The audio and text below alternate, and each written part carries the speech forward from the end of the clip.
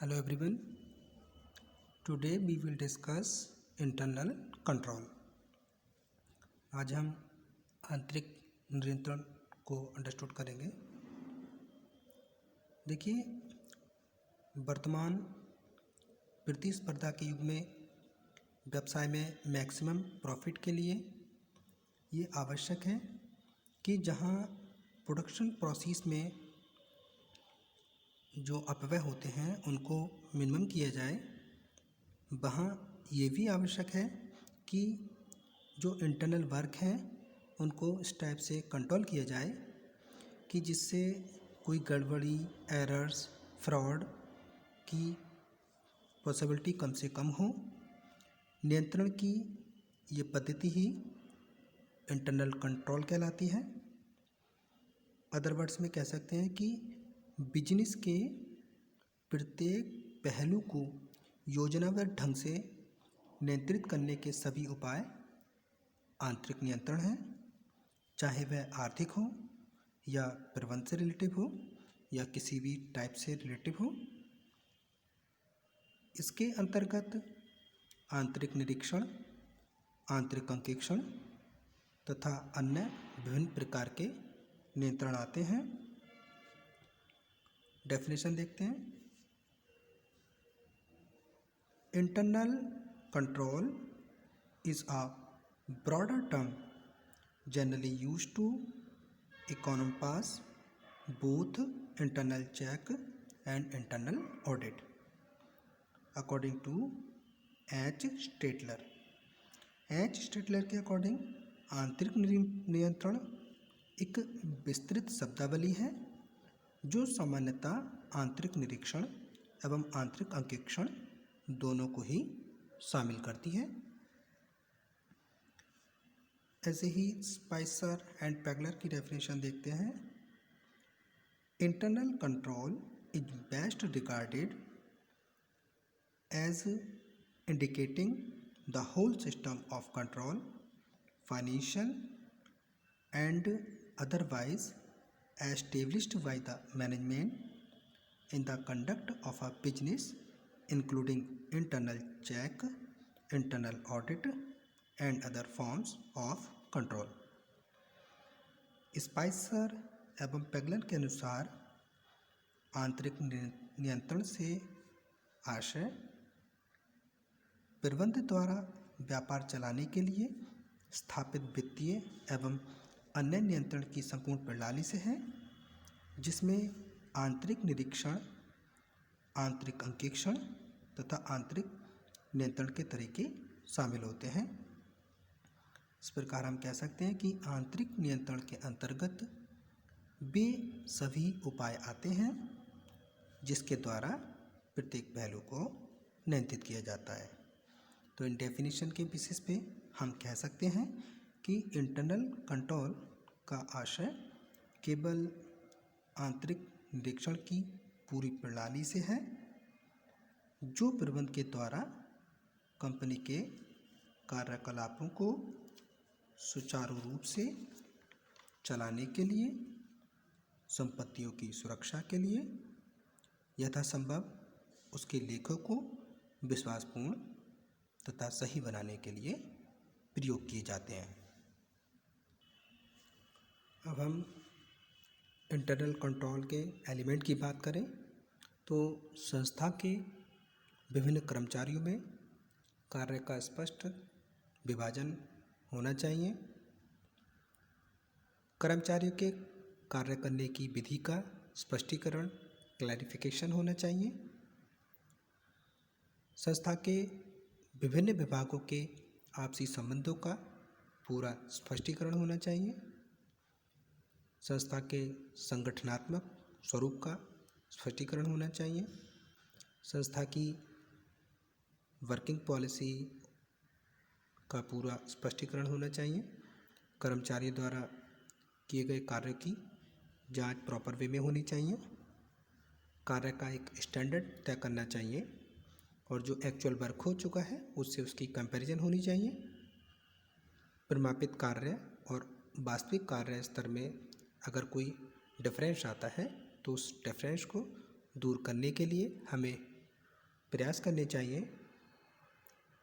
संस्था के आंतरिक निरीक्षण एवं आंतरिक अंकेक्षण का अच्छे से अध्ययन करना चाहिए। संस्था के प्रशासनिक स्तर का मूल्यांकन करना चाहिए। संस्था की संचार व्यवस्था का भी एनालिसिस करना चाहिए।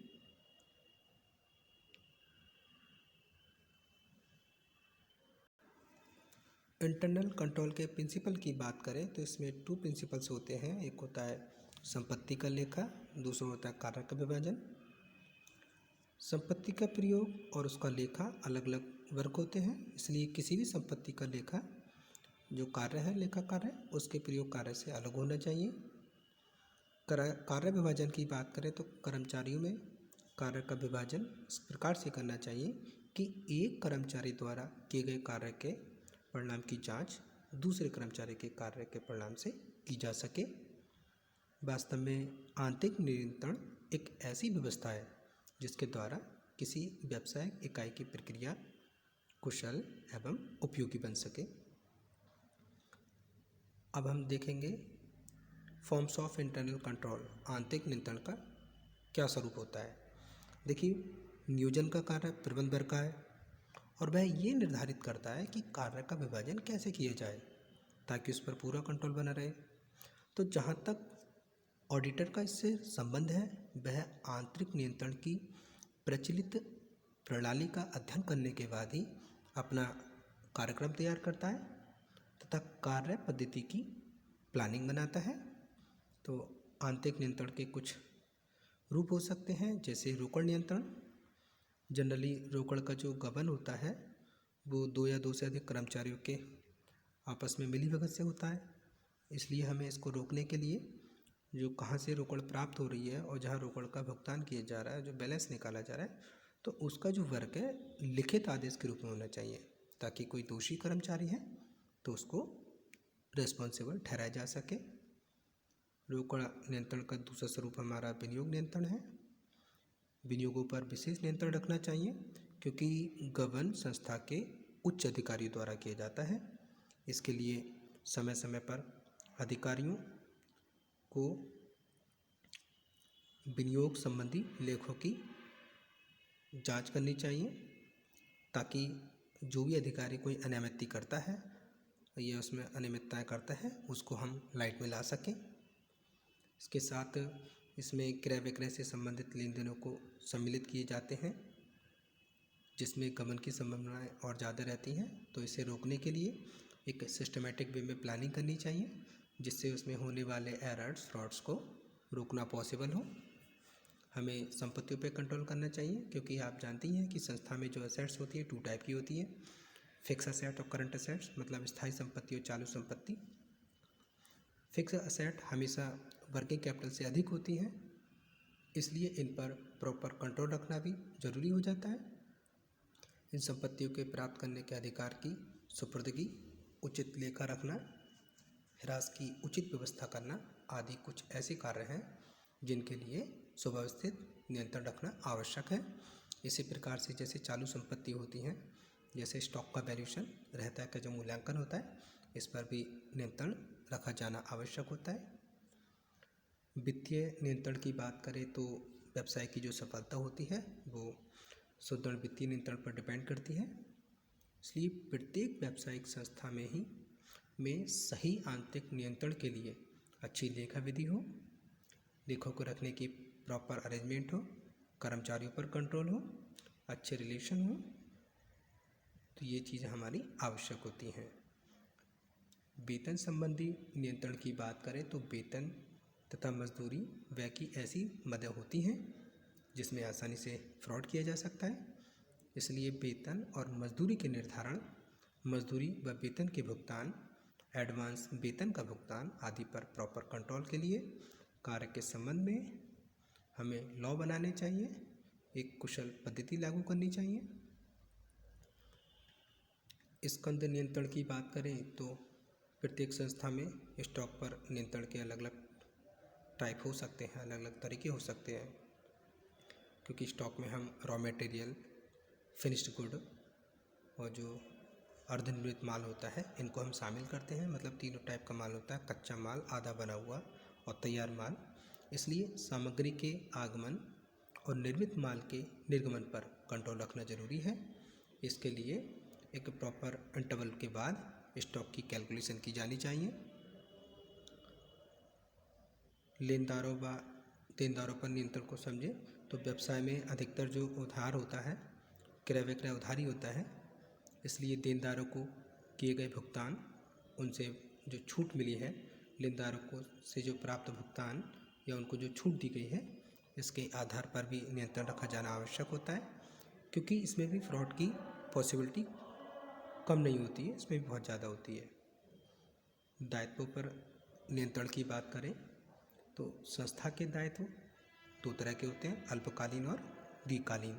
अल्पकालीन दायित्व ऐसे होते हैं जिनको हमें 1 वर्ष के अंदर भुगतान करना होता है और दीर्घकालीन 1 वर्ष से अधिक के होते हैं। तो इन दोनों प्रकार के दायित्वों में भी फ्रॉड की संभावना बहुत अधिक होती है।